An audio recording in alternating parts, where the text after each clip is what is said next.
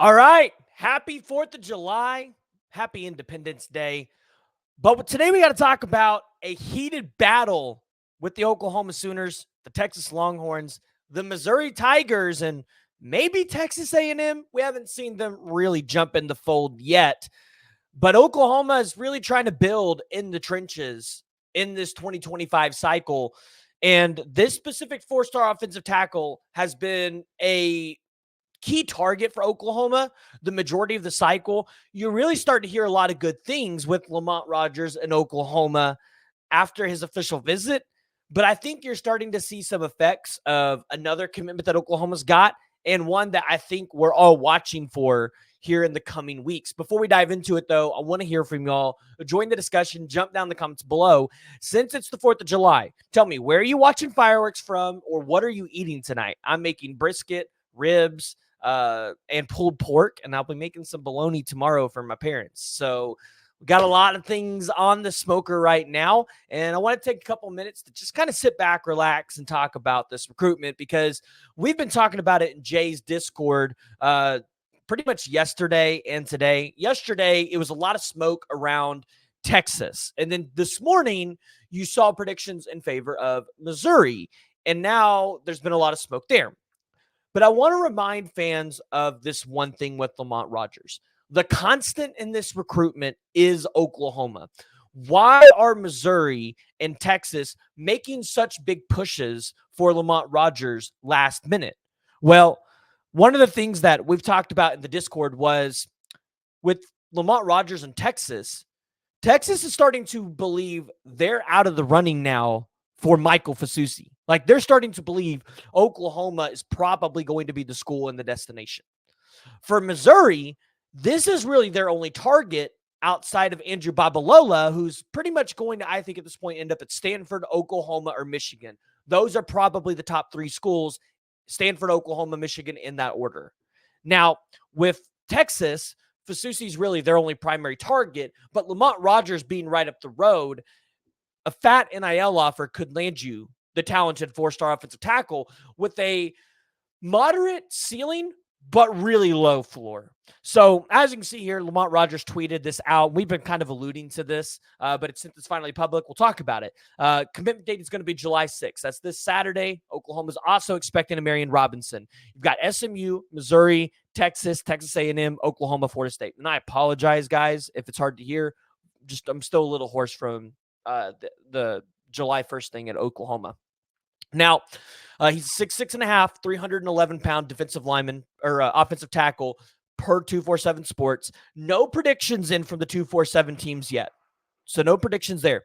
However, On3 has him, according to the RPM machine, at a 59.8%. And you might be asking, well, what do these predictions potentially look like? You've got Steve Wiltfong submitting his in favor of LSU.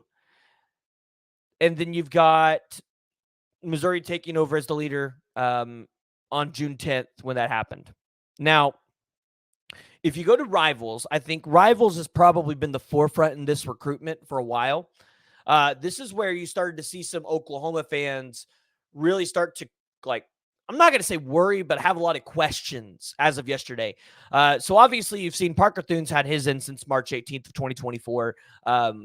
That one's been in for a while. Jeffrey Ketchum, who Texas guy, say what you want about him, submitted his yesterday in favor of Texas.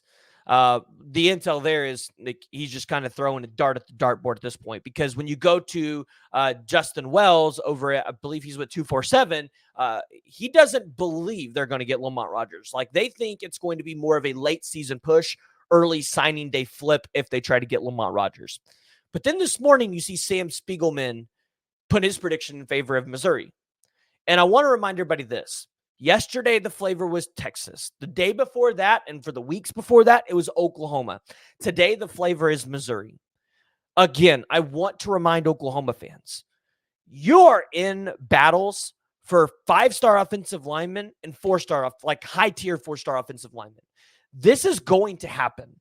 Like, this kind of thing is going to happen. Like, if you think we're going to go into this recruitment or the Michael Fasusi recruitment and it's going to be a walk in the park, you're just going to get a commitment from Hayes Fawcett. That's not how this is going to be.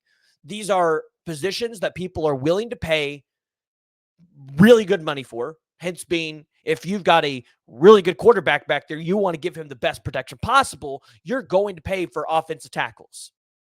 And so with saying that, I want to remind Oklahoma fans, Oklahoma made a lot of waves with Mama. And Lamont Rogers, he's got a friend in Sean Hutton at the school. If Michael Fasusi is in with Oklahoma, which is what I believe, and I think you're starting to see a lot of other people jump on that bandwagon as well, I think you see Lamont Rogers pick Oklahoma. But don't be shocked if you see a Texas or a Missouri. Like, Oklahoma can still make a late season push to flip Lamont Rogers if they really, really want Lamont Rogers.